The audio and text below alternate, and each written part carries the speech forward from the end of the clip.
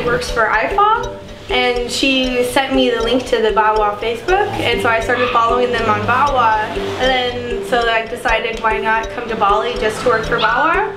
Not only is it a trip to Bali, but you also get to work with dogs in a really good environment. I've been working for BAWA for 5 weeks now. I was going to work for 2 weeks, and then I showed up here and I just loved it too much, so 2 weeks turned into 5 weeks.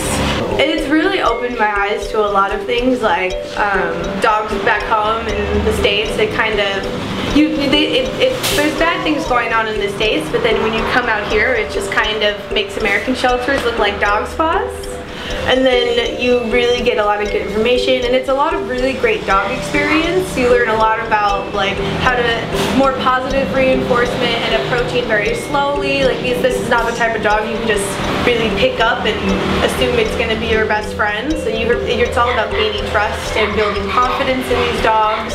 So it's been really good for me because as a dog trainer, I'm so used to like obedience training with like sit and stay. But now with these dogs, it's about, instead of teaching them to sit and stay, it's about teaching them how to love and respect and trust humans. It's really just, you have to be very open-minded and then like very calm and patient. But the most advice I could give someone is to just really come out here, and you learn day by day.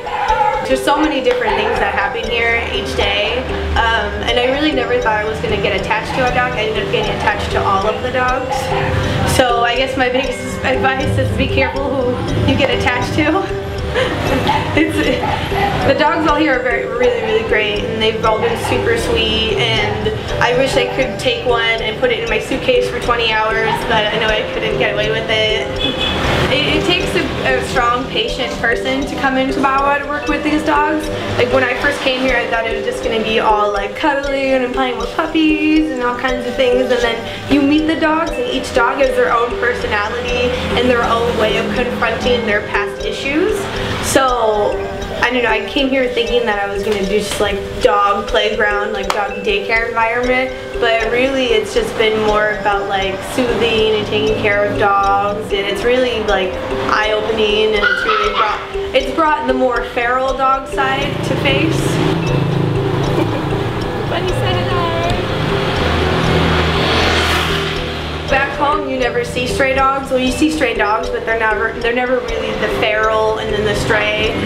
And so, my first day, I took a dog named Bali out on a walk, and they re-released her, and I happened to see her at a restaurant I was eating at, and she actually came up to me and jumped in my lap, and it just made me, it made me feel really good, and it was really heartwarming to see that you could take a dog, nurse her back to health, and then put her back in the environment that she belongs in and that she loved, and she formed a pack with other dogs that were out there, and she just looked really happy, and it makes it feel really good coming here, because then you actually get to see that. You see the befores, and then you're there for the after, and it's really nice.